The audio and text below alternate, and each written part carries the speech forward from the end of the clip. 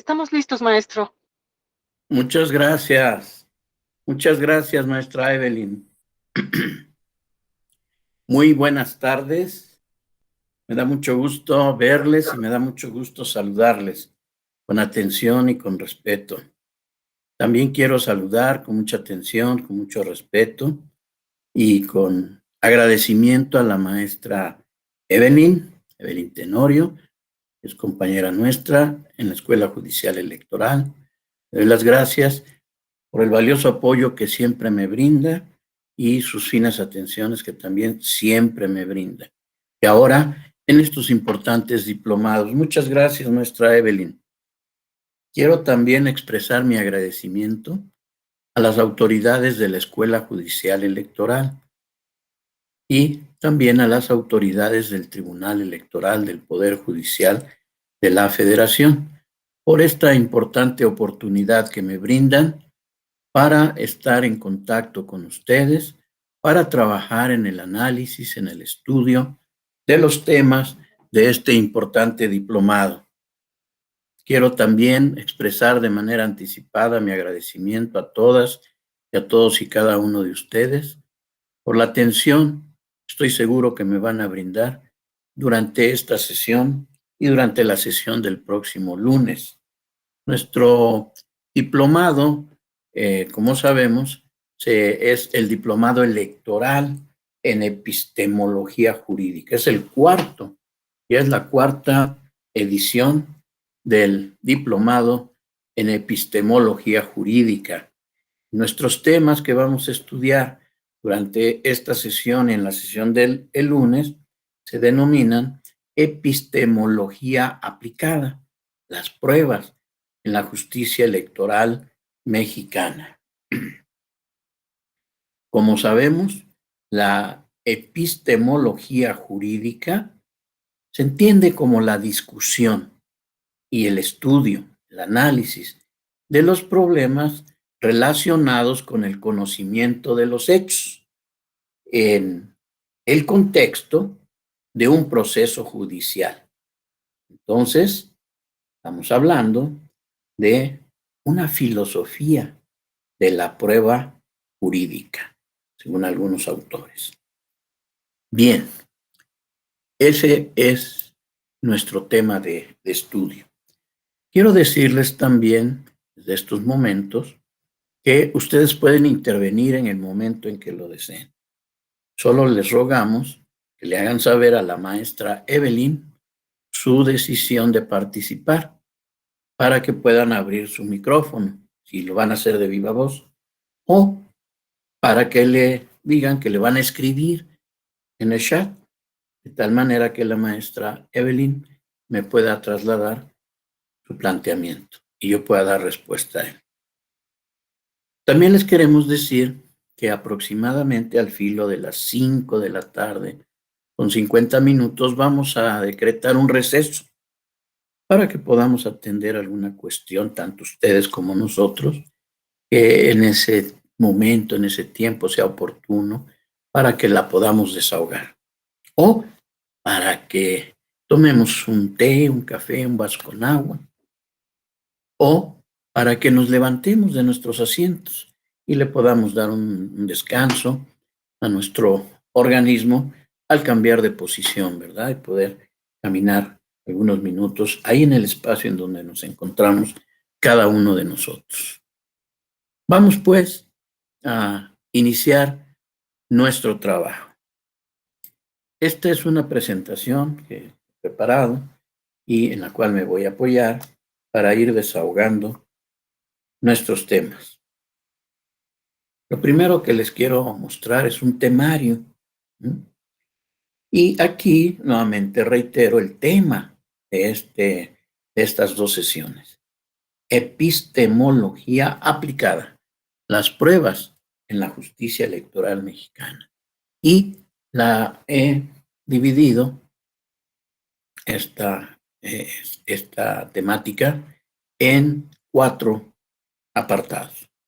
En el primer apartado vamos a hacer análisis de algunos aspectos principales de lo que se conoce como la teoría general de la prueba. Y después vamos a estudiar en un punto, que será el primero, las pruebas en los procedimientos administrativos sancionadores. Posteriormente, en el que sería el punto 2, las pruebas en el procedimiento de fiscalización y rebase de topes de gastos de campaña. En el punto número 3, un tema al que le he denominado las pruebas en la invalidez de las elecciones por violación a principios democráticos y constitucionales. Y en el punto número 4, las pruebas en los procedimientos de violencia política contra las mujeres por cuestión de género, desde una perspectiva de género. Empezamos con el tema que es la introducción, teoría general de la prueba. Uno de los autores que hemos estudiado para esta sesión es Hernando Davis Echandía. El autor presenta formula ante nosotros y sus lectores, ¿verdad? Formula una pregunta en los siguientes términos. ¿Existe una teoría general de la prueba? Bueno, pues nos dice este autor, y también otros, ¿verdad? Que nada se opone a la existencia de una teoría general de la prueba. Desde luego, apuntando que siempre que en esa teoría general de la prueba se distingan aquellos puntos por política legislativa estén o puedan estar regulados de una manera diferente en cada tipo de proceso. Esto significa, si lo entendemos nosotros, siguiendo a este autor, que los conceptos y los principios relativos a la prueba son aplicables en todo tipo de procedimiento, proceso o recurso. Otro autor que estudiamos, el doctor Jordi Ferrer, nos dice que la prueba y la determinación judicial de los hechos constituyen uno de los problemas fundamentales del proceso, de la justicia y del ordenamiento jurídico en general. Y que esa cuestión no la puede negar ningún filósofo o jurista práctico sensato. Otro de los autores estudiados por su servidor es el doctor Daniel González Lagier. El doctor nos hace ver que quienes somos estudiosos del derecho utilizamos la prueba para referirnos a diferentes objetos o con diferentes significados.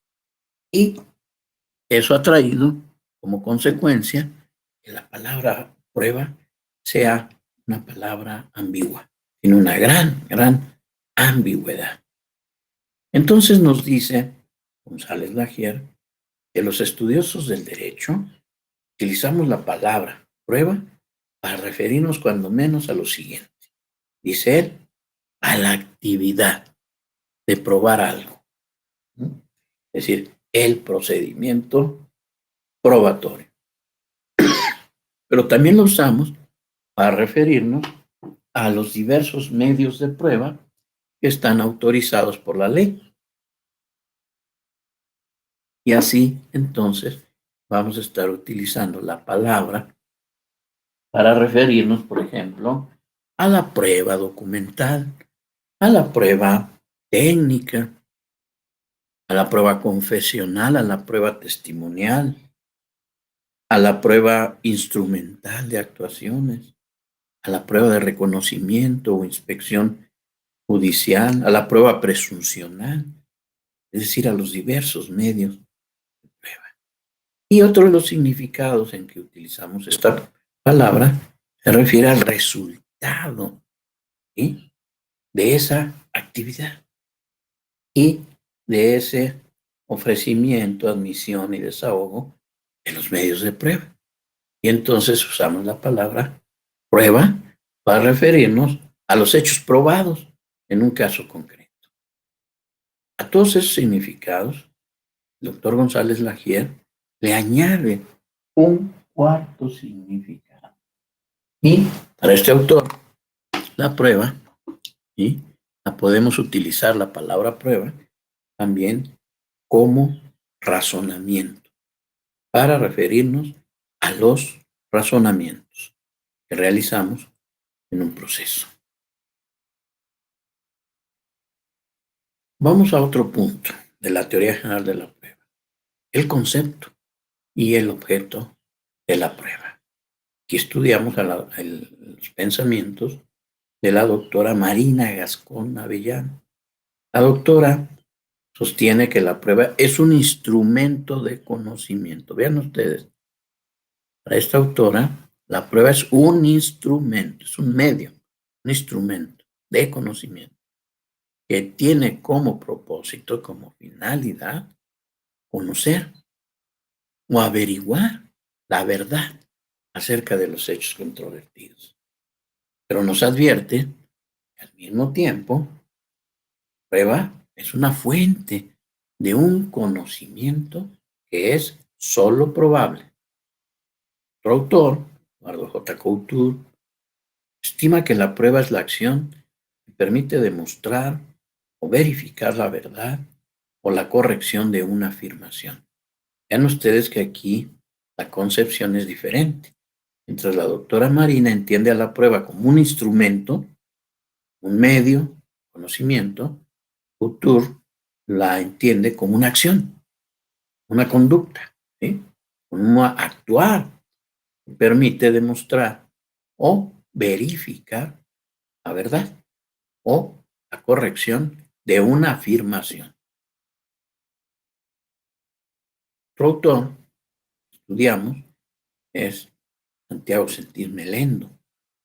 Y Santiago Sentís Melendo sostiene que los hechos no se prueban, que los hechos existen. Dice Sentís Melendo que lo que se prueba son afirmaciones que podrán referirse a hechos, que es la parte, siempre la parte, no el juez, es la parte, siempre la parte quien formula afirmaciones.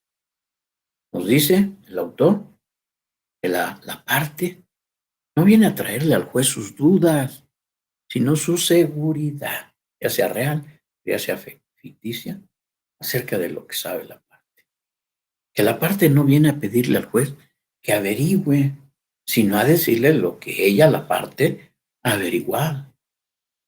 Que la parte acude ante él para que el juez constate, compruebe, verifique, y dice Sentís Melendo, esta es la expresión exacta, verificar, verifique si esas afirmaciones coinciden con la realidad.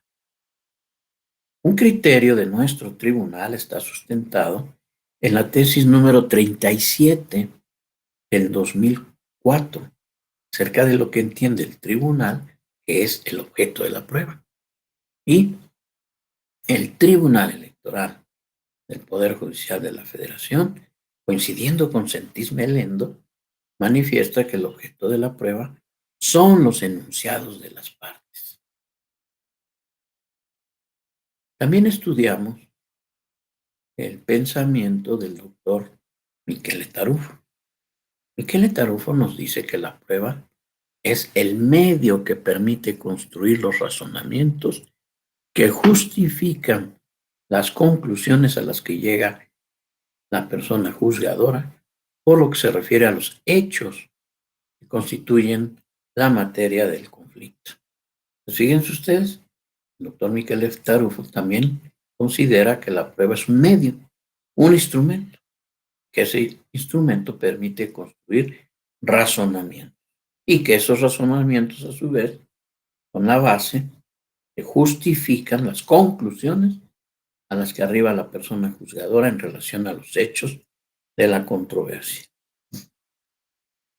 El Tarufo también nos habla del resultado de la prueba y le denomina el resultado probatorio. Entonces, nos dice que la prueba, bajo este concepto, hace referencia a las consecuencias positivas de esos razonamientos. Es decir, cuando se ha probado un razonamiento, mejor dicho, la expresión, ¿verdad? Las afirmaciones de las partes. Y a partir de ellas la persona juzgadora puede construir los razonamientos para justificar sus decisiones. También nos habla Michele Tarufo de una expresión que se utiliza mucho en el foro y también en los tribunales y en los ámbitos académicos y de investigación jurídica. Esa expresión es la verdad judicial de los hechos. Para este autor, la verdad judicial de los hechos significa que las hipótesis sobre los hechos se basan en razones que surgen o que se apoyan en los medios de prueba que fueron ofrecidos, admitidos, desahogados, valorados en un proceso. Luego tenemos otro concepto, que es el concepto de fuentes de prueba y el concepto de medios de prueba.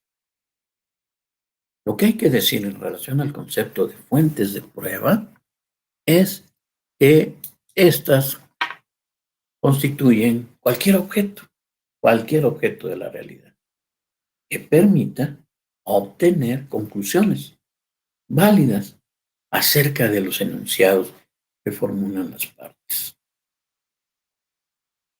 Se identifica las fuentes de prueba como aquellos objetos, ¿verdad?, que existen con anterioridad a la existencia de un procedimiento o de un proceso o de un recurso. Y por esta razón es que las fuentes de prueba resultan ser independientes del procedimiento o del proceso o del recurso. Esa es una fuente de prueba. Ahora bien, una vez que una fuente de prueba se ofrece en un procedimiento, en un juicio o en un recurso y se aporta y son admitidas en un procedimiento, juicio, recurso, entonces se transforma, ¿sí?, en medio de prueba, en medio de prueba. La fuente de prueba, pero una vez que ha sido ofrecida y ha sido admitida en un procedimiento, en un juicio o en un recurso. Y entonces deja de ser fuente de prueba para convertirse en medio de prueba. Y ahora sí, coexiste con el proceso, está en el proceso y no es independiente al proceso, es inherente al proceso. Otro tema de la teoría general de la prueba que debemos revisar es el de la denominada carga de la prueba. Hay un criterio del Tribunal Electoral del Poder Judicial de la Federación que se encuentra contenido en la tesis 4 del año de 1999. Fíjense ustedes que el tribunal considera que las cargas procesales no constituyen obligaciones, sino que son facultades para quienes intervienen en los procesos, en los juicios, en los procedimientos, en los recursos, especialmente facultades para las partes de poder realizar ciertos actos en un procedimiento, en un juicio o en un recurso en interés propio. Y agrega que cuando no lo hacen, entonces no cabe la posibilidad de exigirles cumplimiento, sino que esa abstención, esa omisión de alguna parte o de algún tercero, únicamente tiene como efecto la pérdida de los efectos útiles que ese acto omitido pudo haber producido. Por ello, genera la posibilidad de una consecuencia gravosa para la parte o para el tercero que no actuó. Y en el caso de que el objeto de la actuación ordinaria no quede cumplida por otros medios legales en el expediente. Otro de los conceptos que debemos analizar en el contexto y en el ámbito de la denominada teoría general de la prueba son los denominados sistemas de valoración de la prueba. En este punto hemos estudiado las ideas del doctor José Ovalle Favela sobre este punto. Y entonces él nos habla de que en este tiempo contemporáneo y en nuestros ordenamientos, en varios de nuestros ordenamientos, existen tres sistemas. El denominado sistema legal o tasado, el sistema de libre apreciación razonada y el sistema mixto. Todos ellos de valoración de la prueba. El sistema legal o tasado denomina así porque es el legislador el que decide y establece en la ley cuál es el valor que debe reconocerle un juzgador a una prueba. Normalmente, el legislador decide que sea la prueba documental pública y entonces en la propia ley respectiva establece que la prueba documental pública tendrá valor probatorio pleno. Sin embargo, agrega en nuestro ámbito el legislador que esa valoración, ese valor probatorio pleno, deberá reconocerse siempre y cuando la prueba documental no sea impugnada en cuanto a su autenticidad o en cuanto a la veracidad de su contenido. Entonces, por eso se denomina sistema legal, porque está en la ley, está predeterminado en la ley. Perdón. El otro sistema se denomina sistema de libre apreciación razonada.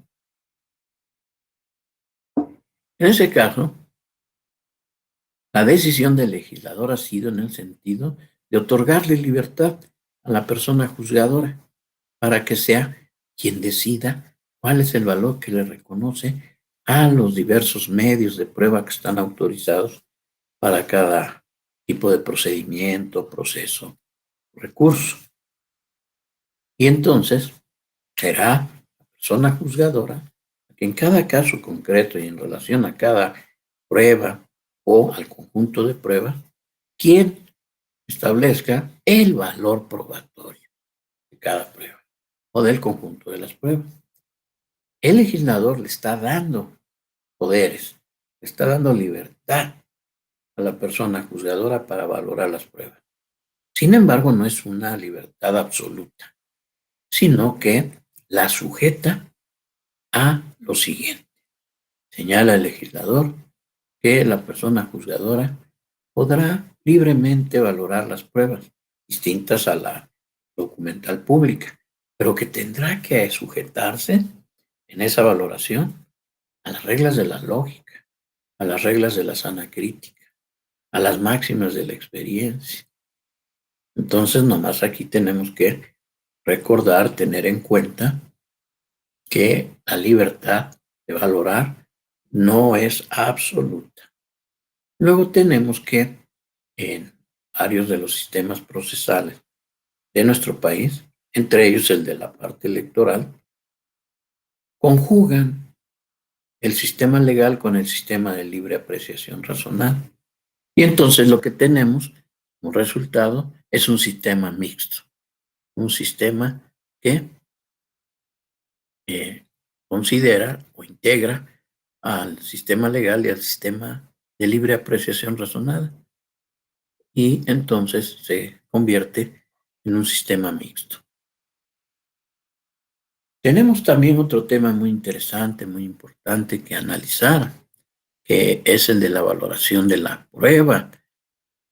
En la doctrina, en el foro y en los tribunales, sabemos, se habla y se practica la idea de que las pruebas se deben de valorar primero cada una en sí misma. Es lo que se denomina la valoración individualizada de la prueba. Pero también existe lo que conocemos como la valoración conjunta de la prueba. Y esto significa que después de que la persona juzgadora valora cada uno de los medios de prueba en su individualidad, entonces ahora debe pasar a realizar una valoración de todas las pruebas en su conjunto, todo el acervo probatorio. Y eso, fíjense ustedes que en la práctica lo origina es que hay un número de casos donde una prueba que valoró de manera individualizada el juzgador, que a la que le reconoció, por ejemplo, valor indiciario. Una vez que se llega a la realización de la valoración conjunta, por, por ese análisis unitario del acervo, resulta que esa prueba, que en lo singular era un mero indicio, ahora con esta valoración conjunta adquiere valor probatorio pleno. Fíjense ustedes que aquí, en vía de ejemplo, les estamos planteando lo que se concretó como criterio en una tesis del tribunal, que es la 32 del 2004, que derivó de la solución de un caso de nulidades. Entonces, fíjense ustedes que, como sabemos, las causales de nulidades se integran con diversos elementos y normalmente tienen entre 3 y 4 elementos. Entonces, aquí, en el caso específico, y para hacer referencia a este tema de la valoración conjunta, resulta en una parte de esta tesis, de su texto, dice: el segundo elemento de la causal de nulidad, consistente en que la irregularidad grave esté plenamente acreditada, plenamente probada, se obtiene con la valoración conjunta de las pruebas, según consta en el expediente, sobre la base de las reglas de la lógica, la sana crítica y la experiencia, por las que el órgano de decisión llegue a la convicción de que efectivamente ocurrió la irregularidad grave, sin que medie duda alguna sobre la existencia y circunstancias de los hechos controvertidos objeto de prueba.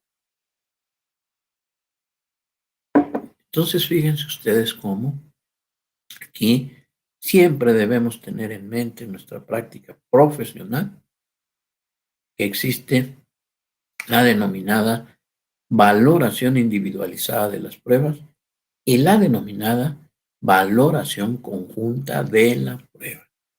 Y hay que estar alertas, hay que estar siempre pendientes que la persona juzgadora lleve a cabo estas actividades intelectuales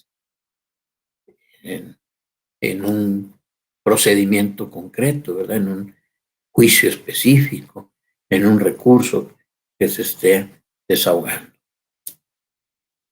Ahora bien, vamos a otro tema también de gran importancia, ¿sí? En lo que conocemos como la teoría general de la prueba y que se conoce como la denominada prueba ilícita. Prueba ilícita. Como sabemos, la prueba ilícita es aquella prueba que se ha obtenido violando disposiciones, normalmente disposiciones constitucionales, ir violando disposiciones constitucionales, principios constitucionales, valores constitucionales. Y por esa razón es que el criterio que existe es que la prueba ilícita es inadmisible en un procedimiento, en un juicio, en un recurso. Hay que excluirla. Ese es el criterio. Sin embargo, también existen criterios de la Suprema Corte de Justicia de la Nación en donde señala que hay límites para excluir una prueba ilícita. Hay límites. ¿Sí? Bueno, entonces fíjense ustedes que en esta tesis que les estamos mostrando en la diapositiva, el rubro de esa tesis es prueba ilícita, límites de su exclusión.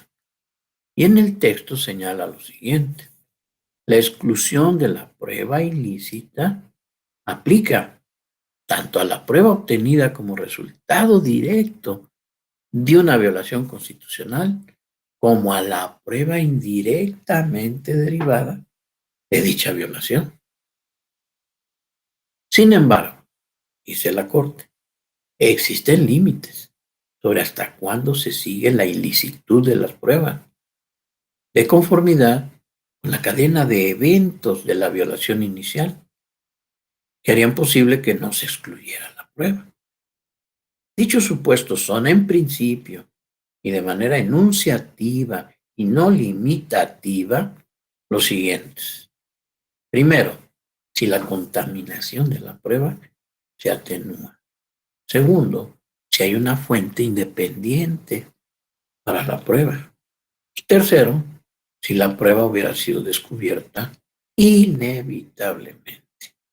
Estos son los límites, varios de los límites que advierte la Suprema Corte de Justicia de la Nación para que en su caso,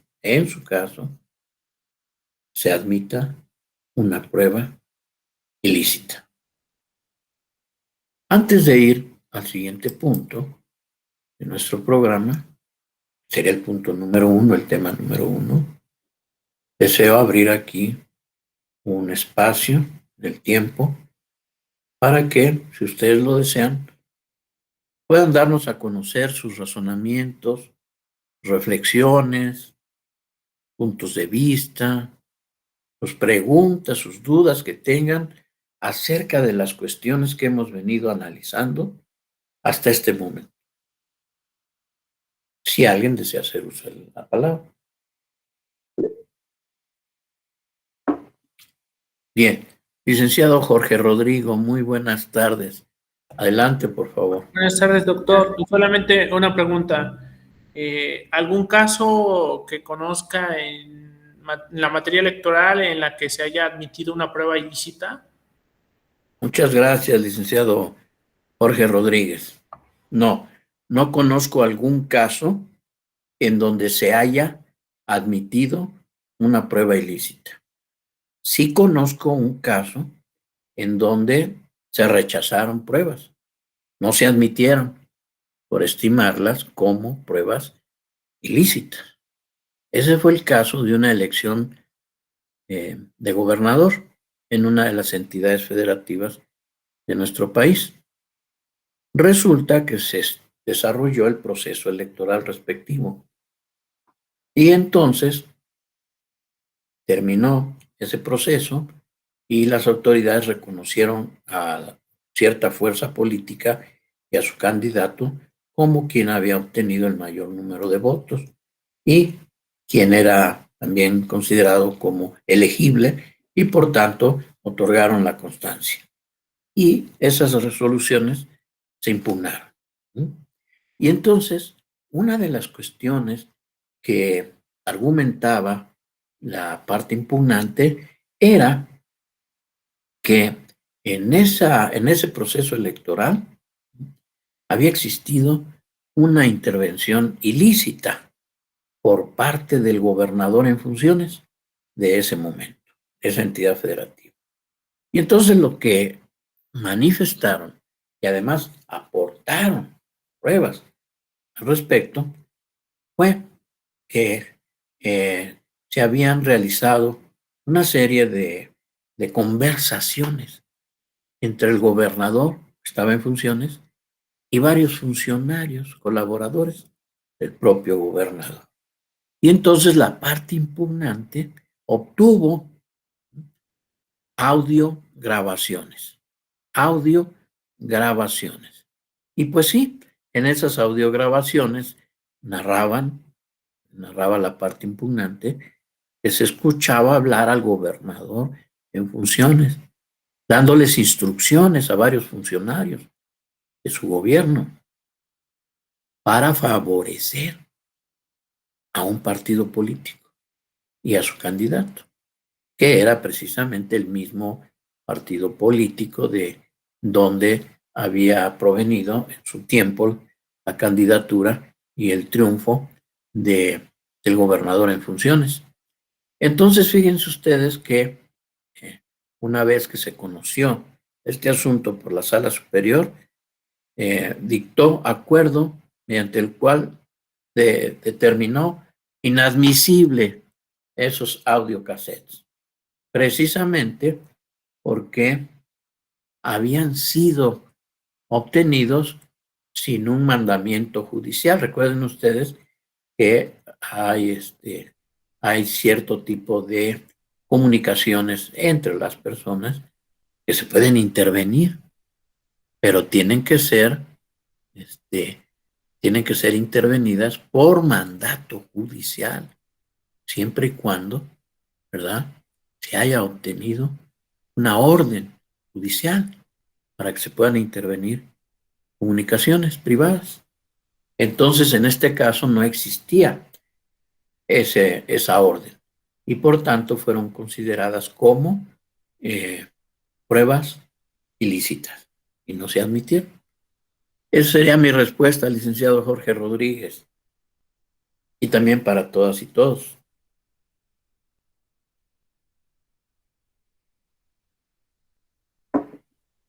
¿Alguien más desearía hacer uso de la palabra?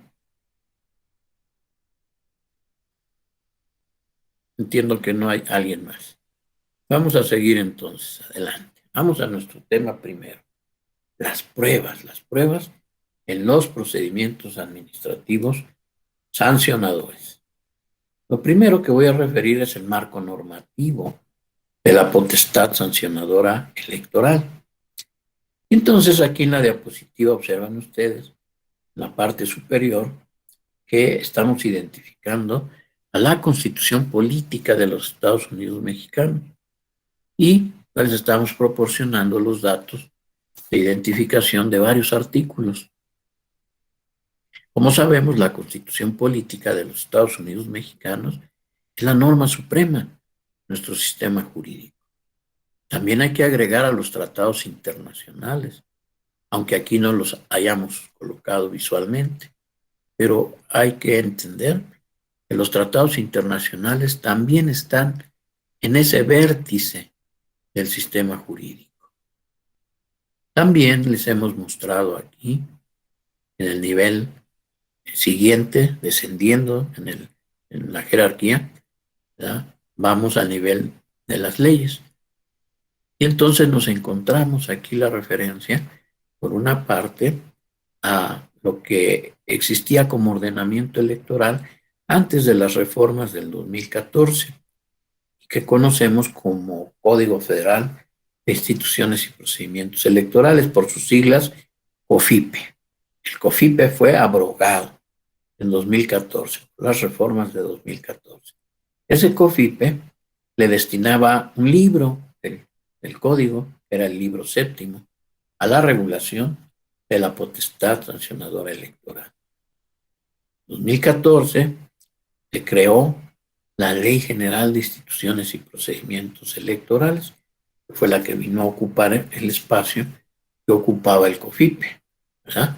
Entonces nace la Ley General de Instituciones y Procedimientos Electorales. Y esta ley le destina también un libro, que ahora es el libro octavo, que corre de los artículos 440 a 493, para regular la potestad sancionadora electoral y los procedimientos sancionadores. Después, descendiendo en jerarquía en este sistema normativo, nos encontramos el nivel reglamentario. Y en ese nivel reglamentario existe, entre otros, ¿verdad?, un reglamento que se denomina Reglamento de Quejas y Denuncias del Instituto Nacional Electoral. Les estamos proporcionando ahí en la diapositiva los datos de identificación del acuerdo del INE, mediante el cual aprobó este reglamento de quejas y denuncias, que se publicó en el Diario Oficial de la Federación. Y también les estamos dando los datos de identificación de unas reformas, unas modificaciones que se hicieron a este reglamento, y les damos también los datos de identificación del acuerdo del INE respectivo. Asimismo, la propia diapositiva en la parte inferior Les estamos haciendo referencia también al anterior reglamento que existía de quejas y denuncias cuando existía el Instituto Federal Electoral. Recuerden que el Instituto Federal Electoral fue transformado en el Instituto Nacional Electoral, o por esa reforma de 2014. Entonces, antes de la reforma existía el IFE y existía el reglamento de quejas y denuncias del IFE. En vía de cuestión histórica, les estamos dando los datos de identificación del acuerdo que creó ese reglamento y también los datos de identificación del acuerdo por el cual fue reformado. Vamos adelante. Vamos a estudiar ahora los principios que resultan aplicables al derecho sancionador electoral. Lo primero que queremos mencionar ante ustedes es un concepto de principio que ha sido construido por Ronald Dworkin. Ronald Dworkin nos dice que un principio es un estándar, es decir, una norma que debe ser observada, no porque favorezca o asegure una situación económica, política o social que considere deseable, sino porque es una exigencia de la justicia, de la equidad o de alguna otra dimensión de la moralidad. Eso es un principio para este autor. Y esto nos permite ya entrar al tema de los principios que resultan aplicables al derecho sancionador electoral. Y así nos encontramos con el principio dispositivo y el principio inquisitivo, el principio de prohibición de excesos, está destinado a contener la actuación de la autoridad administrativa electoral. También nos encontramos el principio de tipicidad, el principio de exhaustividad, el principio de legalidad y los principios procesales de concentración, inmediatez y celeridad. También hacemos referencia a varios principios del derecho penal que son aplicables al derecho sancionador electoral. Y así nos encontramos con el principio de irretroactividad de la ley, el principio de non reformatio in peius, que traducido al español significa que no se debe de reformar, no se debe cambiar, modificar una resolución que impone una sanción por la autoridad que conoce de una impugnación de la persona sancionada, ¿verdad? Entonces, este principio garantiza que esa sanción que se le impuso a una persona y que ahora viene a impugnar ante un superior, ¿verdad?, no se modifique en su perjuicio. Es decir, que no se incremente la sanción. La pueden modificar, pero disminuyendo. En estos casos será en su beneficio, pero no incrementándola, porque en ese caso sería en su perjuicio. Si lo hacen, las autoridades están violando el principio de non reformatio in peius. Después tenemos el principio de inocencia. Conocemos en latín como el principio indubio pro reo. Significa que en caso de duda, la autoridad debe resolver a favor de la persona que está sujeta a un procedimiento, o a un juicio, o a un recurso. Luego tenemos el principio non bis in idem, que traducido al español significa que a nadie se le debe de juzgar dos veces o más por la misma conducta. Hay una tesis del tribunal, que es la número 45 del 2002, nos establece el criterio del tribunal en el sentido de que los principios del derecho penal son aplicables al derecho administrativo sancionador electoral, porque ambos tipos de derechos son manifestaciones del ius puniendi estatal, es decir, el derecho sancionador del Estado. Desde luego que advierte el tribunal que estos principios se deben de adecuar, ¿sí? Es decir, deben de hacer las adaptaciones que resulten necesarias, ¿verdad? de tal manera que sean útiles y sean pertinentes para la imposición de sanciones administrativas, y siempre y cuando no se opongan a las particularidades de las propias sanciones administrativas. Hemos llegado al tiempo del receso, así que voy a pedir a la maestra Evelyn que tuviese la gentileza de decretar el receso. Por favor, maestra. Gracias, maestro. Entramos en receso y regresamos en 10 minutos, que serían las 6 de la tarde. Gracias. Muy bien, gracias a usted.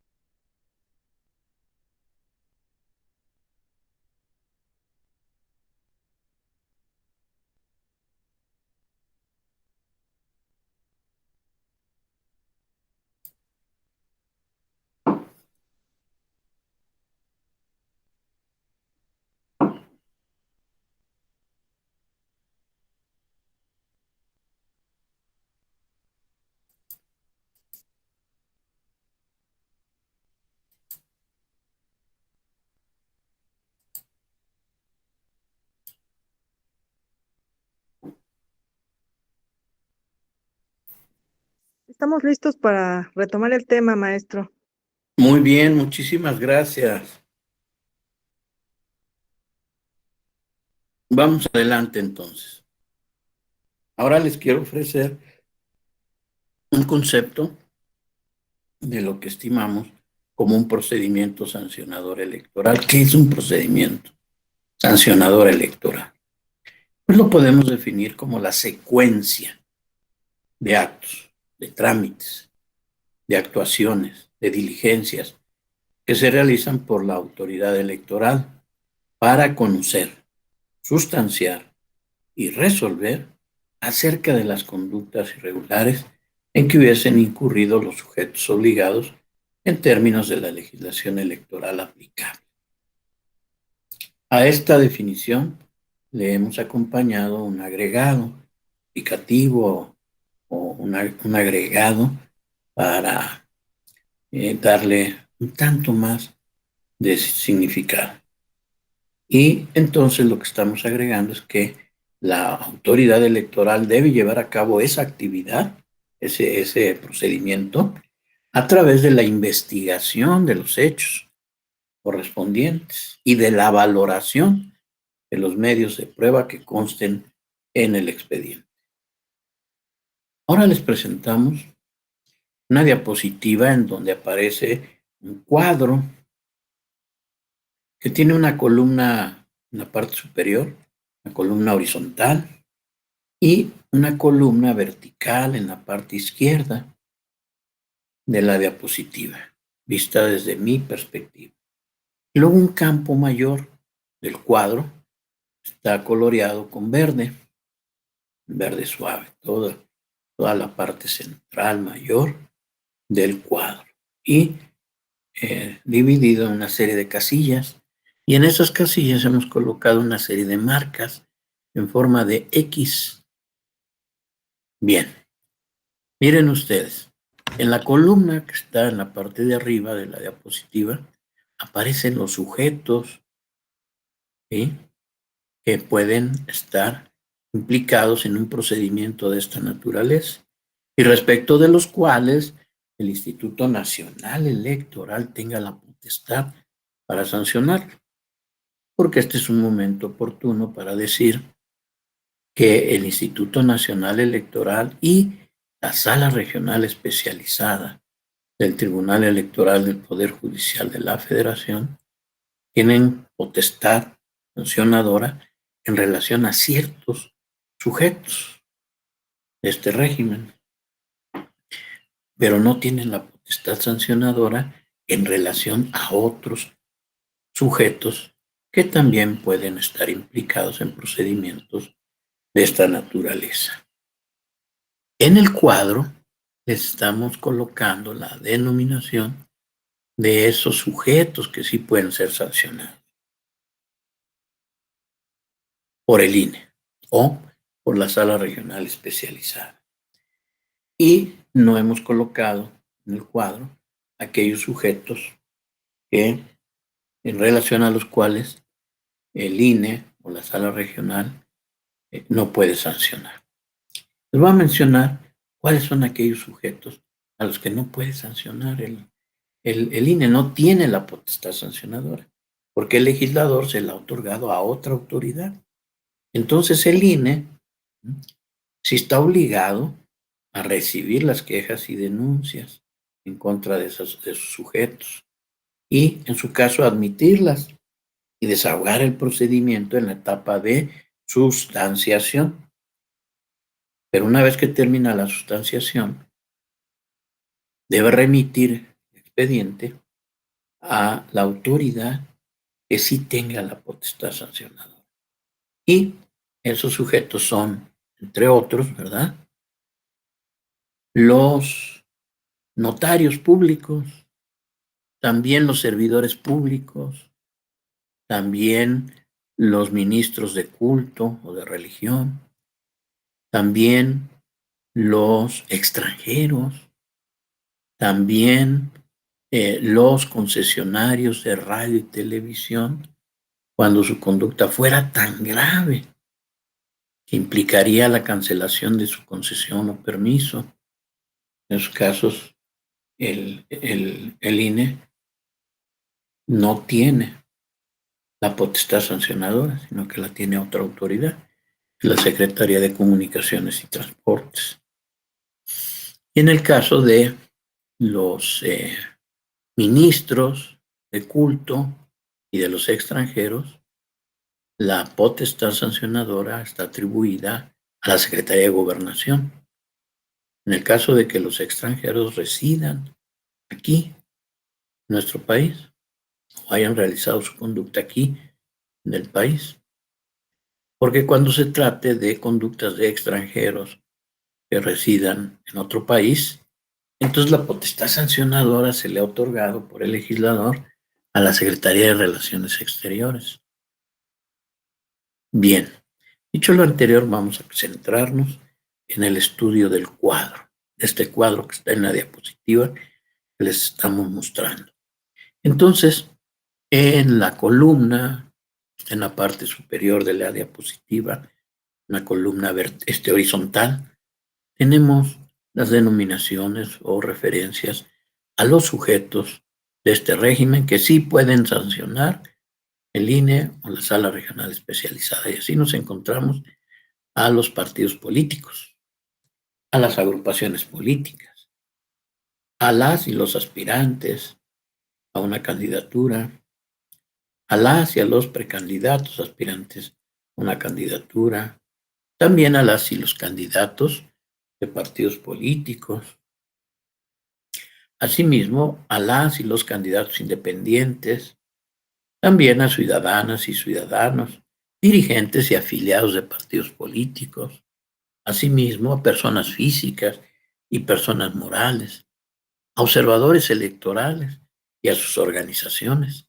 de observación electoral, a los concesionarios de radio y televisión, a las organizaciones de ciudadanas y ciudadanos que tienen como objeto constituir un partido político, y también a las organizaciones sindicales o laborales. Y luego en la columna vertical, la del lado izquierdo del cuadro, desde mi perspectiva, tenemos la referencia a las sanciones que se pueden imponer. Y así tenemos, por ejemplo, la que se podría considerar como la sanción más leve, que es la amonestación pública. Entonces vean ustedes cómo en la parte verde del cuadro aparecen una serie de casillas y en todas las casillas hemos puesto marcas en formas de X. ¿Qué significa esto?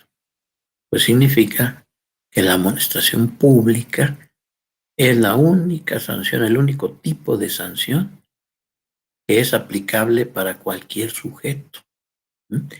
Porque en relación a otras sanciones o el monto de las sanciones, la dimensión de las sanciones, hace que en algunos casos de sujetos sea aplicable y en otros no.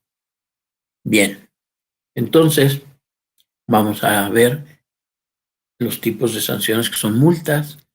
Y entonces aquí lo que ha hecho el legislador es establecer multas por cierto monto, ¿sí?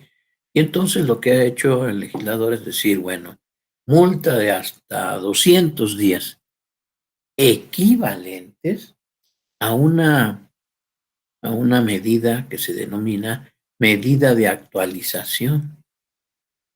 Medida de actualización, unidad de medida y actualización. Así se denomina el parámetro, ¿sí? Unidad de medida y actualización. Por sus siglas, UMA, la UMA. Cuando yo diga UMA, estoy refiriendo a esa unidad de medida y actualización, que es un valor. Está expresando un valor monetario. Entonces dice multa hasta 200 días equivalentes a la UMA. Y vean ustedes cómo prácticamente casi todas las casillas y en la parte verde del cuadro están vacías y solamente está ocupada una casilla con una marca X y dice observadores electorales y sus organizaciones. Quiere decir que la multa de hasta 200 días de UMA es un tipo de sanción, ¿sí?, que se puede imponer únicamente a los observadores electorales y a sus organizaciones. Fíjense, multa de hasta 200 días. Significa que a ellos no se les debe imponer una multa mayor a los 200 días. El tope el techo es hasta 200 días equivalentes a la UMA. Bien. Luego tenemos multas de hasta 500 días equivalentes a la UMA. Y aquí nos encontramos también con que la mayoría de las casillas están desocupadas. Y en cambio, cuando se trata de los ciudadanos y ciudadanas, dirigentes y afiliados a partidos políticos, o las personas físicas y morales, la ley dice que se puede imponer multa de hasta 500 días equivalentes a la UMA a las ciudadanas, a los dirigentes y a los afiliados a partidos políticos. Vean ustedes, tenemos la marca X, ¿no? Quiere decir que a las ciudadanas y a los ciudadanos y a los afiliados a los partidos políticos se les puede imponer multa de hasta 500 días, ¿sí? Y luego nos los encontramos otra vez a estos ciudadanos, dirigentes y afiliados en relación a la siguiente tipo de multa, que dice que es una multa de hasta 2,000 días equivalentes de la UMA, ¿sí? Y nos los encontramos otra vez. ¿Por qué? Porque el legislador dice, si es la primera vez que está realizando una conducta ilícita, puede imponer una multa de hasta 500 días de UMA. Pero si reincides, entonces te podemos imponer una multa de hasta 2,000 días de la UMA. También se establece este tipo de multa para las personas físicas y las personas morales. Se pueden imponer multas de hasta 2,000 días de UMA. Luego tenemos multas de hasta 5,000 días de UMA. Y aquí nos encontramos a aspirantes, precandidatos y candidatos. También candidatos independientes o candidatos independientes. También organizaciones de ciudadanas y ciudadanos y organizaciones sindicales y laborales. Pueden imponer multas de hasta 5,000 días de UMA. Luego tenemos multa de hasta 10,000 días. Puede imponer a partidos políticos y a agrupaciones políticas. Pero vean ustedes cómo las demás casillas quedan libres. Luego tenemos multa de hasta 100,000 días de UMA. Si aquí el legislador se pueden imponer a las personas morales hasta 100,000 días. Y también a los concesionarios de radio y televisión. Cuando se trate de radio, se les puede imponer multa de hasta 50,000 días de UMA, ¿sí? Tengo que hacer esa precisión. Y si se trata de concesionarios de televisión, multas de hasta 100,000 días de UMA. Luego tenemos reducción de hasta el 50% de financiamiento público. Vean ustedes que esa sanción solo se puede imponer a los partidos políticos, porque son los únicos que tienen financiamiento público, aunque también tienen las y los candidatos independientes. Tenemos la interrupción de la transmisión de propaganda. Pues también solo se puede imponer a los partidos políticos, miren ustedes. Todas las demás casillas quedan libres. Suspensión de transmisión de tiempo comercializable se puede imponer a los concesionarios de radio y televisión. En los demás casos, ¿verdad? Las casillas están vacías. Cancelación del registro. Perdón porque me pasé. A ver qué está pasando aquí. Voy a volver, ¿sí? Aquí, ahí está el recuadro. Entonces, tenemos cancelación del registro o del procedimiento para obtener registro. Pues se puede imponer a partidos políticos, a agrupaciones políticas, a aspirantes, precandidatos o candidatos, a candidatos y candidatos independientes, a observadores electorales y sus organizaciones, y también a las organizaciones de ciudadanos que tienen por objeto constituir partidos políticos. La suspensión del registro puede aplicarse a las agrupaciones políticas nacionales. Y la pérdida del derecho a ser registrado, los aspirantes, precandidatas, precandidatos y candidatas y candidatos de partidos políticos y coaliciones, también a candidatas y candidatos independientes. Vamos adelante. Vamos a estudiar el procedimiento ordinario sancionador. Pero antes de ello, quiero abrir también un lapso para escucharlos a ustedes si tienen alguna duda, alguna pregunta, alguna reflexión que quieran darnos a conocer.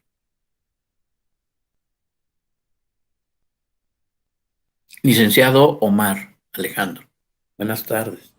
Adelante, Hola por favor. doctor, qué gusto escucharlo. Igualmente, Ya le he externado igualmente. cómo disfruto sus clases. Nada más por Muchas ahí gracias.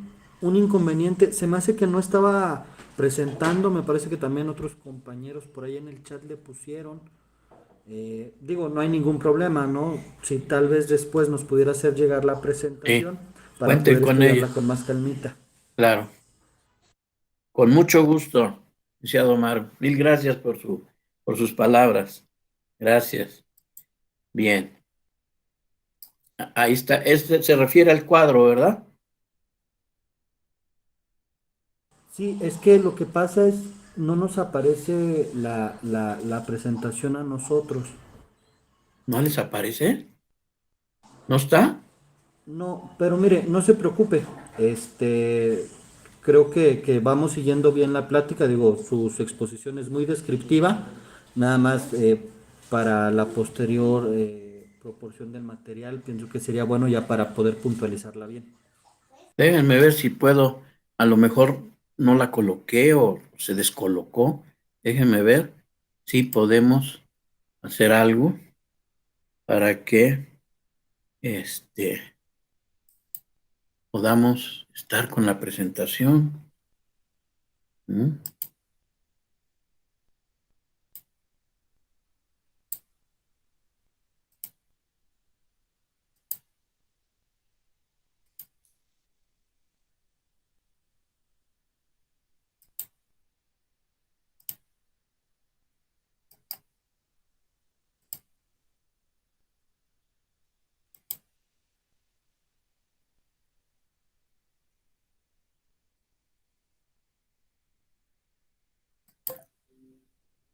Acá.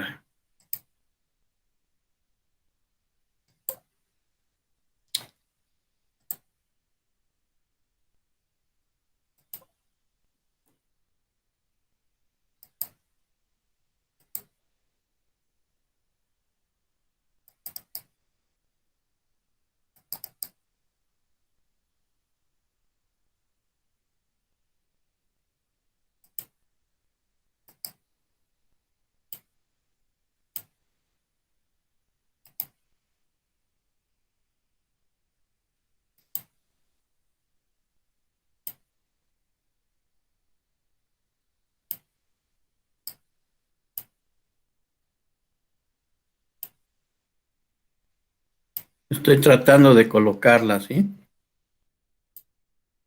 No sé si ahí la ven. Sí, ya, doctor, muchísimas gracias. Ahí sí ya la ven. Sí, ya, ¿Sí la están viendo? Sí, doctor. Perfecto, perfecto. Muy bien. Entonces, vamos a volver a esta parte. Ahí está. Vamos a estudiar el procedimiento ordinario sancionador y le vamos a hacer énfasis en el sistema probatorio que está autorizado para este procedimiento. ¿Quiénes son los órganos competentes para desarrollar, desplegar el procedimiento ordinario sancionador? Fíjense ustedes que este procedimiento está confiado totalmente al Instituto Nacional Electoral. Esa es la decisión del legislador. Entonces, es el Instituto Nacional Electoral el que tiene competencia para conocer, para recibir la queja o denuncia y en su caso admitirla, llevar a cabo la etapa de sustanciación y luego la etapa de resolución y emitir la resolución correspondiente. Entonces, los órganos competentes son el Consejo General, la Comisión de Quejas y Denuncias y la Unidad Técnica de lo Contencioso Electoral, que es un órgano auxiliar de la Secretaría Ejecutiva del Consejo General. La ley establece que en calidad de órganos auxiliares, fíjense ustedes, auxiliares, solo como órganos auxiliares, también participan los consejos y las juntas ejecutivas locales y distritales, pero solo en calidad de órganos auxiliares. Los órganos competentes, repito, son el Consejo General, que tiene competencia para ordenar el inicio de los procedimientos sancionadores ordinarios y para dictar medidas cautelares en su caso. Por eso es que tiene potestades para conocer de las conductas infractoras y en su caso imponer sanciones. La Comisión de Quejas y Denuncias tiene facultades para resolver en relación a medidas cautelares, también para revisar y valorar proyectos de resolución elaborados por la Unidad Técnica de lo Contencioso Electoral. Asimismo, está facultada para turnarle al Consejo General los proyectos de resolución con los que esté de acuerdo.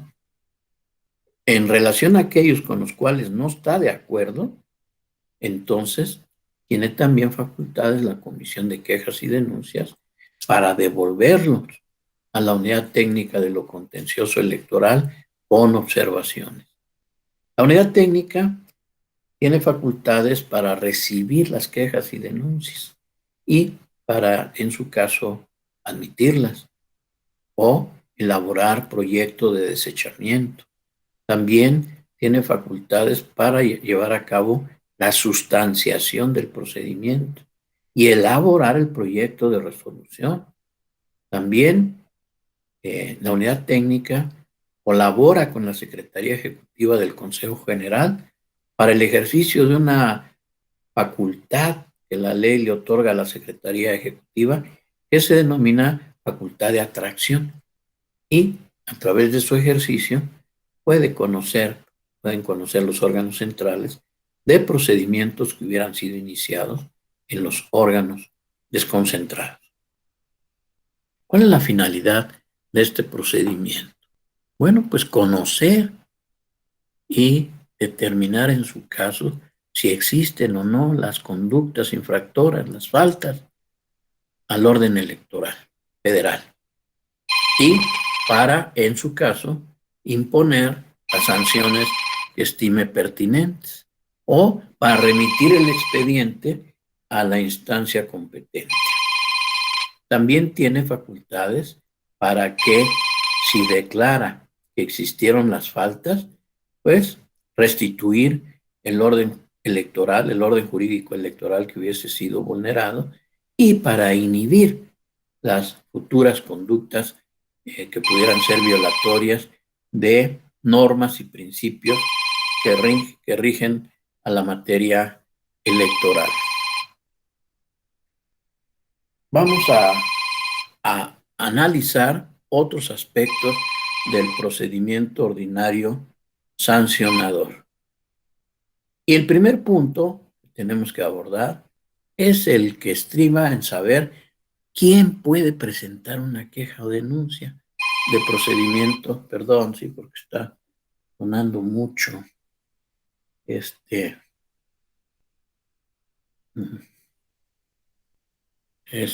teléfono. Bien, ¿quién puede presentar una queja o denuncia para el inicio de un procedimiento ordinario sancionador? La ley establece que cualquier persona puede presentar quejas o denuncias, desde luego cualquier persona capaz, ¿sí? Ahora, ¿cómo se deben o se pueden presentar las quejas o denuncias? La ley afirma que se deben presentar o se pueden presentar por escrito, pero que también se pueden presentar en forma oral o a través de medios de comunicación electrónica.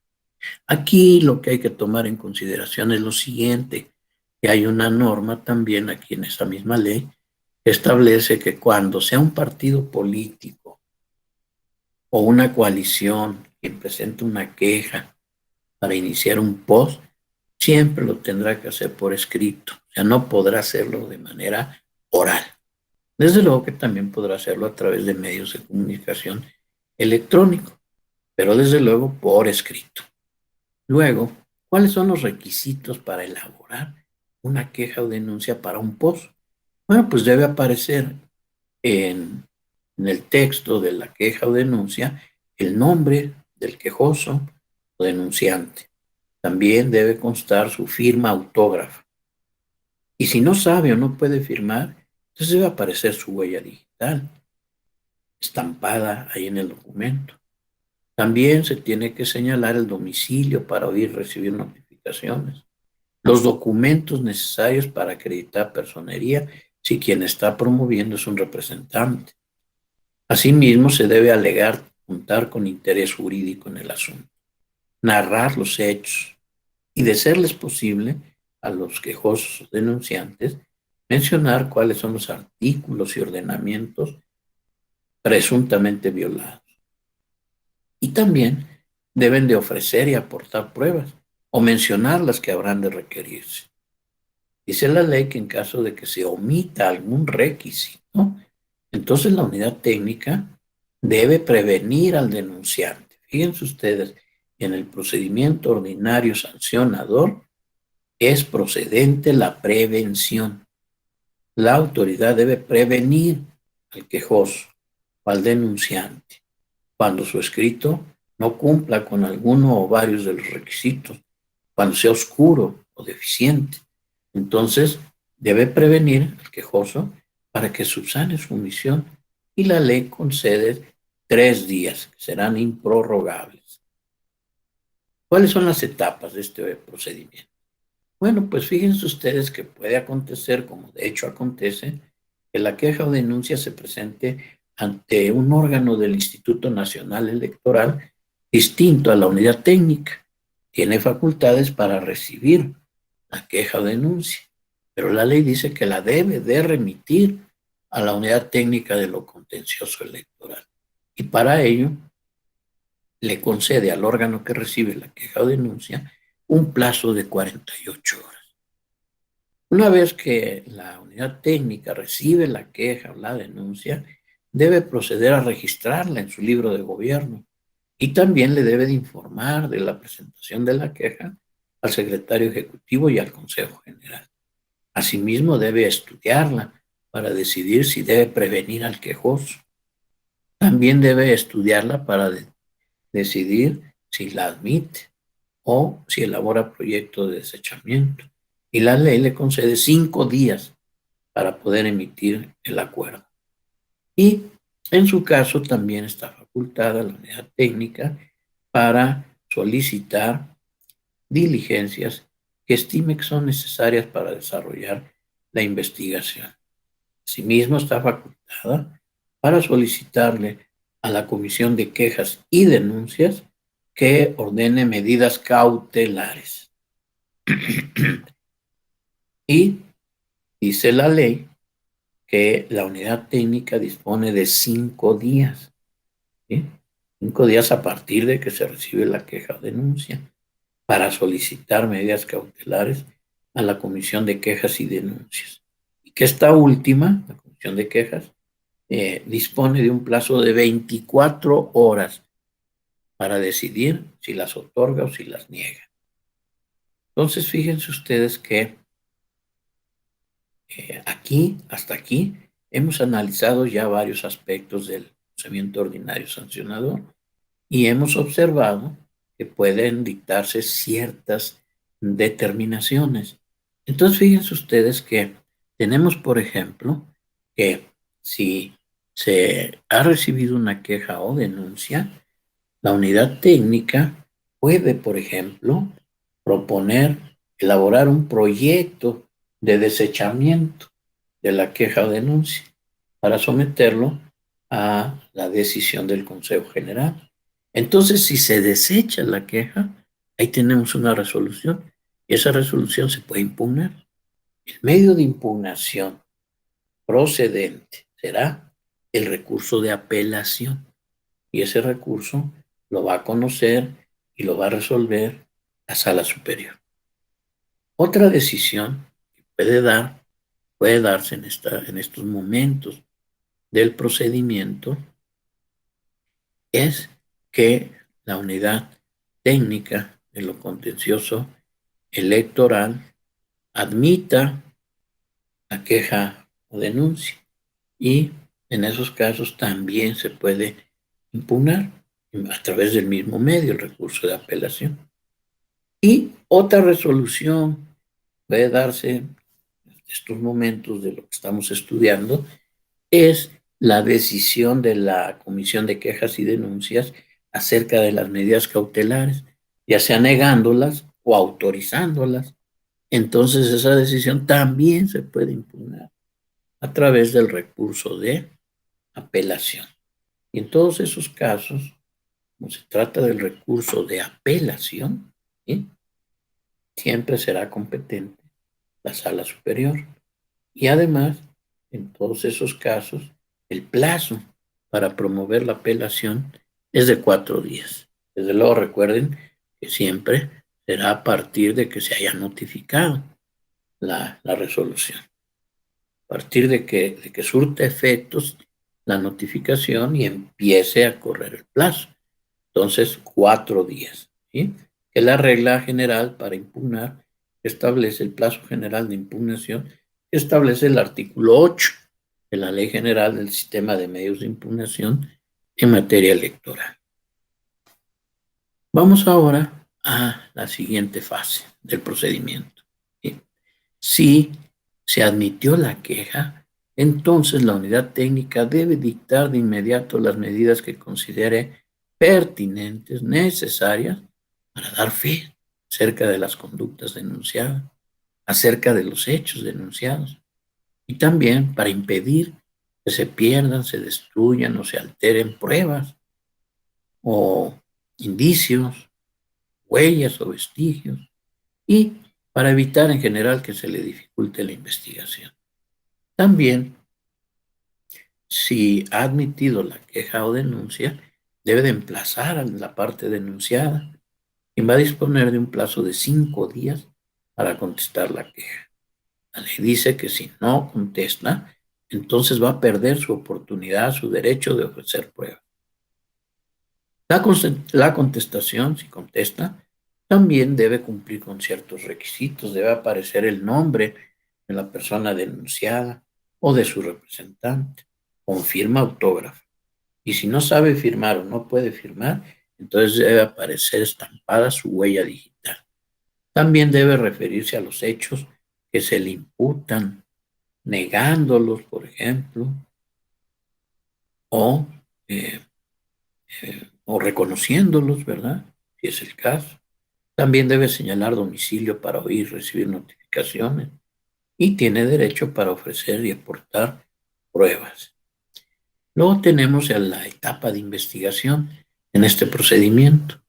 Dice la ley que la unidad técnica dispone de 40 días para llevar a cabo la investigación, pero que este plazo lo puede prorrogar por otros tantos 40 días, ¿sí? Desde luego mediante acuerdo debidamente motivado y fundamentado. La ley también señala cuáles deben ser las características de la investigación, y así señala que la investigación debe de ser seria, congruente, idónea, eficaz, expedita, completa y exhaustiva. También se establece que se allegará de los elementos de prueba que considere pertinentes para integrar el expediente. Asimismo, establece que el secretario ejecutivo, secretario del Consejo General, puede solicitarle a los órganos centrales o a los órganos desconcentrados del INE que lleven a cabo investigaciones o que recaben pruebas. También el propio secretario del Consejo General le puede solicitar a las autoridades de cualquier nivel informes, certificaciones o el apoyo que considere necesario para realizar las investigaciones pertinentes, ¿sí? Aquí fíjense ustedes que les quiero mencionar una cuestión muy importante, ¿sí?, de la cual les ruego que tomen nota, porque se trata de un criterio sustentado por la Sala Superior. En la parte inferior de la diapositiva les estamos dando los datos de identificación de un par de sentencias y de una tesis, en donde se contiene el criterio que les voy a especificar. Bueno, pues resulta que las sentencias son las dictadas en el recurso de apelación 26 del 2015, en el recurso de revisión del procedimiento especial sancionador 227 del 2015. En cuanto a la tesis, esta es la número 13 del 2018. Y entonces aquí vamos a hablar de una figura que se denomina cambio de vía, cambio de vía. Y el criterio es cambio de vía de procedimiento ordinario sancionador a procedimiento especial sancionador.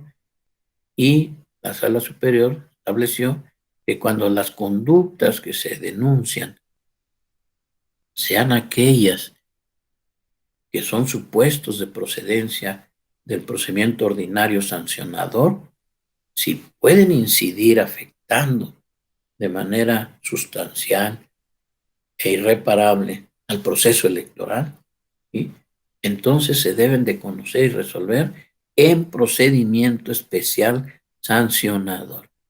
Fíjense ustedes que esos medios de impugnación que les estamos indicando aquí los datos se abrieron porque se refieren a casos en donde personas interesadas presentaron quejas o denuncias en contra de otros sujetos y lo que alegaban eran que habían incurrido en conductas presuntamente violatorias del orden jurídico electoral, y esas conductas constituían supuestos de procedencia de procedimientos ordinarios sancionadores. Por esa razón es que el Instituto Nacional Electoral admitió a trámite esas quejas o denuncias en vía de procedimiento ordinario sancionador. Pero esa decisión del INE fue impugnada ante la Sala Superior, y la Sala Superior reconoció que les asistía la razón a los impugnantes, declaró fundados sus agravios, estimando que efectivamente se trataba de conductas por su naturaleza podían incidir de manera negativa y afectando al proceso electoral, y que esas afectaciones podrían ser irreparables. Por esas razones que le ordenó al Instituto Nacional Electoral que cambiara la vía, que en lugar de conocerlos y resolverlos esos asuntos como procedimiento ordinario sancionador, los conociera, les cambiara la vía para que fueran conocidos y resueltos como procedimiento especial sancionador. Ese punto es de gran relevancia y yo les ruego que tomen nota particular al respecto. Luego tenemos la finalización del procedimiento ordinario sancionador. Entonces, fíjense ustedes que aquí se señala que cuando concluya la etapa de desahogo de pruebas y se agote la investigación, la unidad técnica va a poner el expediente a la vista de las partes durante un plazo de 5 días para que aleguen, ¿sí? Y una vez que concluya ese plazo, entonces se abre otro que va a ser de 10 días máximo para que la unidad técnica elabore el proyecto de resolución del POS. Pero la ley establece que la unidad técnica puede prorrogar ese plazo por otros 10 días. Entonces, tomen nota también de que habrá, como ha habido casos de POS, en donde la elaboración del proyecto consumió hasta 20 días. Bien, una vez que se tiene el proyecto, la unidad técnica lo envía a la Comisión de Quejas y Denuncias, y la ley le da a la Comisión de Quejas un plazo de 5 días para estudiar el proyecto y para resolver al respecto. Si está de acuerdo con el proyecto, entonces lo envía, lo turna a la presidencia del Consejo General, y esta convoca a sesión pública del INE para que se conozca y se resuelva ese asunto. Desde luego que el Consejo General también puede ser que esté de acuerdo con el proyecto y lo apruebe. e imponga las sanciones que considere necesarias. Pero también puede ser que rechace el proyecto y entonces lo devuelve para que la unidad técnica elabore otro proyecto. También en esos pasos de procedimiento puede ser que la unidad técnica envíe el proyecto a la Comisión de Quejas y Denuncias. Si ésta no esté de acuerdo con ese proyecto, entonces se lo puede devolver a la unidad técnica y la ley señala que ahora la unidad técnica va a disponer de un plazo de hasta 15 días para emitir un nuevo proyecto, para elaborar un nuevo proyecto. ¿Cuál es el conjunto de pruebas que se pueden ofrecer y admitir en este procedimiento ordinario sancionador? El legislador estableció un acervo probatorio amplio, robusto, ¿sí? Prácticamente se pueden ofrecer todos los medios de impugnación que están conformando el catálogo de pruebas que autoriza la Ley General de Instituciones y Procedimientos Electorales en el artículo 461, párrafo tercero, y el acervo en su totalidad que autoriza la Ley General del Sistema de Medios de Impugnación en materia electoral, entre los artículos 14 a 16, y que son las pruebas documentales públicas, las documentales privadas, las técnicas, las presuncionales legales y humanas, la instrumental de actuaciones, la confesional y la testimonial, la pericial y los reconocimientos o inspecciones judiciales.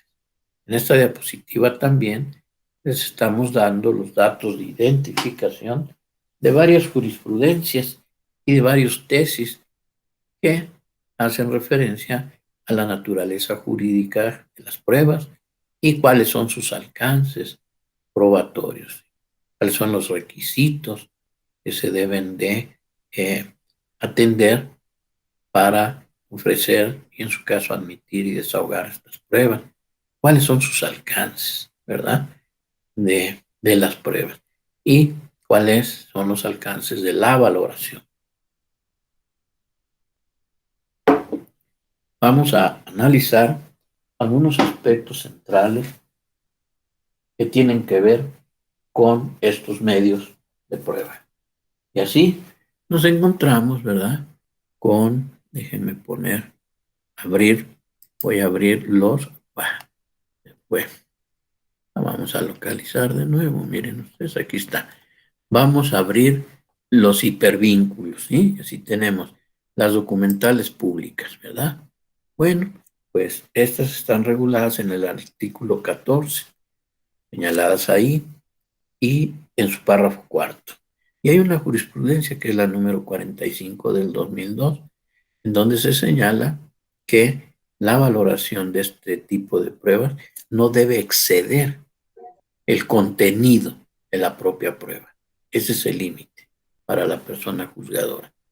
Entonces aquí se señala en ese artículo y párrafo que son pruebas documentales públicas, entre otras, las actas que se levantan en las mesas directivas de casilla y también los documentos originales que expiden las autoridades electorales o las autoridades de cualquier nivel de gobierno y que también son documentales públicas los documentos que expiden las personas que están investidas de fe pública. Ahora, las pruebas documentales privadas, ¿cuáles son estas?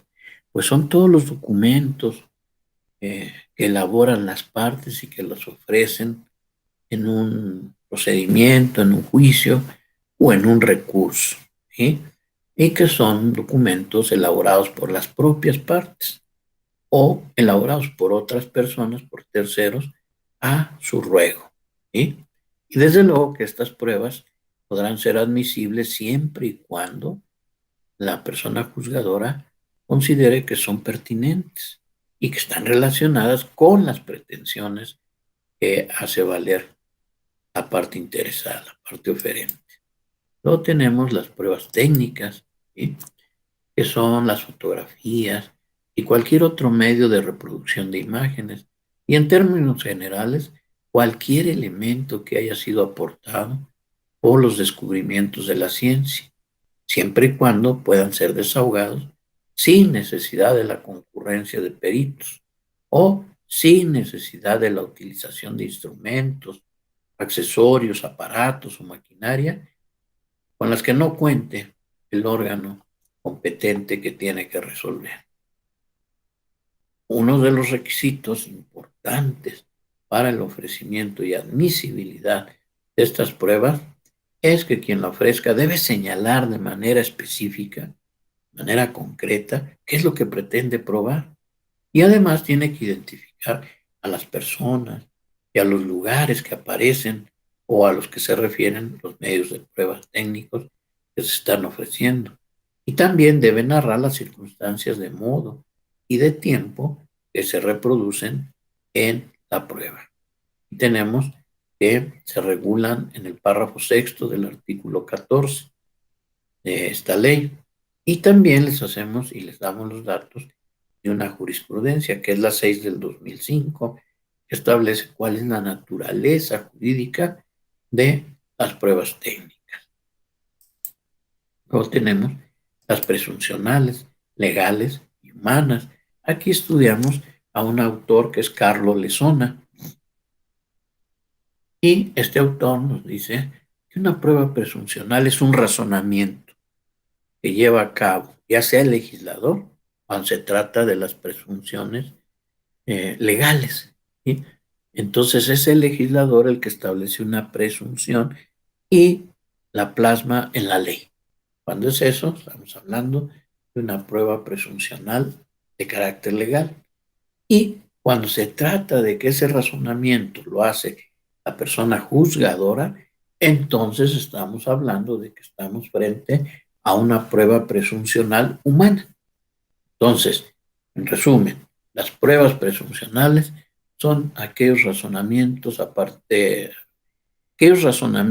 por los cuales, a partir de un hecho que está demostrado, ¿sí?, se deduce, ya sea por el legislador, se trata de presunciones legales, o por el juez, si se trata de presunciones humanas, ¿sí?, la existencia de otro hecho que es necesario probar.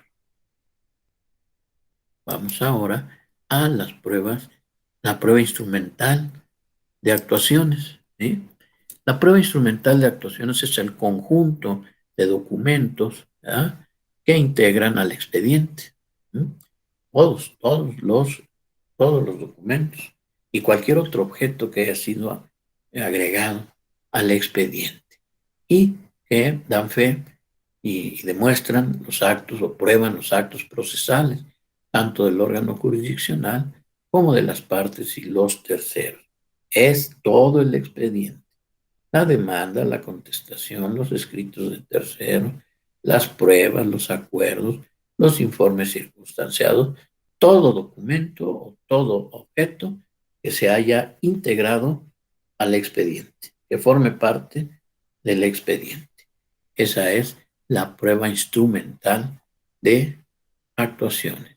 Este concepto lo estamos retomando el pensamiento del doctor José Ovalle Favela. Luego tenemos la prueba confesional y la prueba testimonial. Estas pruebas pueden ofrecerse y aportarse en los procesos, en los medios de impugnación de carácter electoral y en los procedimientos sancionadores electorales. Pero estas pueden ser ofrecidas y admitidas cuando versen sobre declaraciones que consten en acta levantada ante fedatario público, que las haya recibido directamente de las personas declarantes. Y siempre que estas personas declarantes hayan sido identificadas de manera clara y fehaciente por el fedatario y que les haya solicitado la razón de su dicho y que esta razón de su dicho se haya sentado en el acta del notario. Entonces, fíjense ustedes que estas pruebas, la confesional y la testimonial, se desahogan ante fedatario público, no directamente ante el tribunal. Por esa razón, es que hay una jurisprudencia, que es la 11 del 2002, que establece que el valor de estas pruebas es solamente indiciario. Vamos ahora a la prueba pericial. Fíjense ustedes que la prueba pericial se puede ofrecer en los medios de impugnación electorales que no estén vinculados al proceso electoral y a sus resultados. ¿Sí? Esa es la limitante. Pero sí se puede ofrecer en el procedimiento ordinario sancionador. Entonces hay una serie de requisitos. Uno de ellos es que se tiene que ofrecer junto con el escrito de impugnación. Se debe de precisar cuál es la materia sobre la que va a versar la prueba y además exhibir el cuestionario que debe desahogar el perito y las copias del cuestionario para cada una de las partes.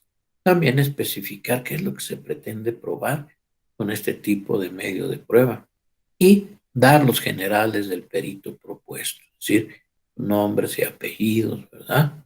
Y además debe de exhibir el documento auténtico y fehaciente por el cual se acredite su capacidad científica o técnica. Luego tenemos las pruebas que se conoce como reconocimiento o inspección judicial. Aquí fíjense ustedes que lo que hacemos es utilizar una figura jurídica que es la de la supletoriedad. Recuerden ustedes que la supletoriedad es una figura que autoriza el legislador cuando en un ordenamiento pues solamente ha autorizado tal o cual figura, pero no la ha desarrollado, no ha sido minucioso para su desarrollo. Entonces, para cubrir ese tipo de situaciones, autoriza la figura de la supletoriedad. Es decir, establece que se puede utilizar otro ordenamiento para suplir esa, pues si no ausencia, casi ausencia de detalle que el legislador omitió en un ordenamiento. Y entonces en este caso, de las pruebas de reconocimientos o inspecciones judiciales, estamos utilizando o se debe de utilizar en los procedimientos sancionadores y en los medios de impugnación en materia electoral en vía de supletoriedad, Código Federal de Procedimientos Civiles. Entonces, fíjense ustedes que entre los artículos 161 y 164 establecen las siguientes cuestiones. Pues se señala que este tipo de prueba se puede practicar a petición de parte interesada o porque así lo disponga el tribunal, que se deben citar a las partes y a los terceros en tiempo y en forma, ¿sí?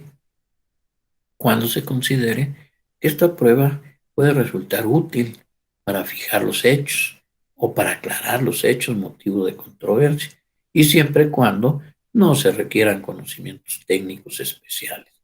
También señala otro de estos preceptos que las partes, sus representantes y sus abogados pueden asistir a la diligencia de inspección y formular las observaciones que estimen pertinentes.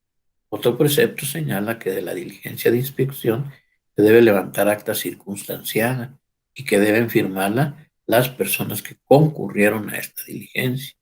Y finalmente, otro de los preceptos que hemos estudiado señala que a juicio del tribunal, por petición de parte interesada, se pueden levantar planos del lugar o se pueden tomar fotografías del lugar o fotografías del objeto u objetos inspeccionados.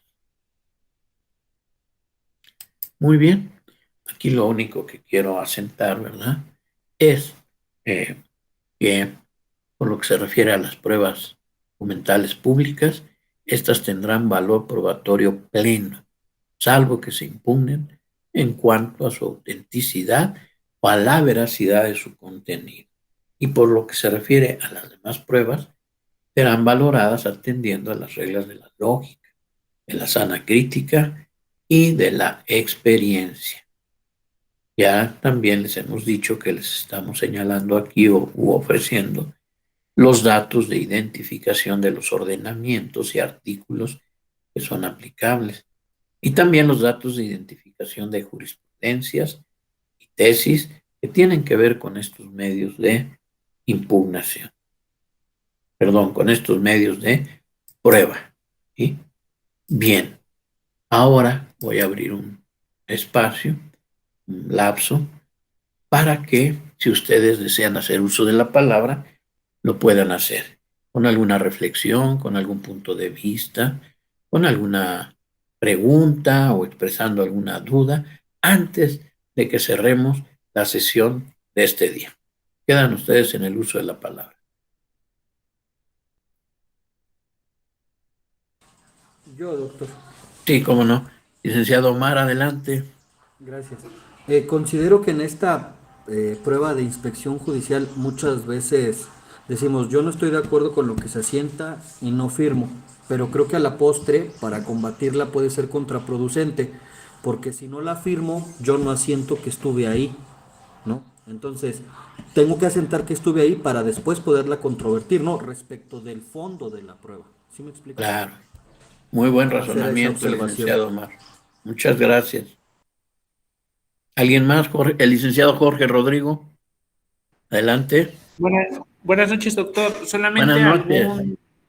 algún caso de algún procedimiento especial sancionador que sea relevante en materia de valoración de las pruebas.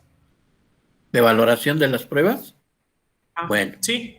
miren, ahorita disponemos solo de 5 minutos antes de cerrar la sesión, ¿sí?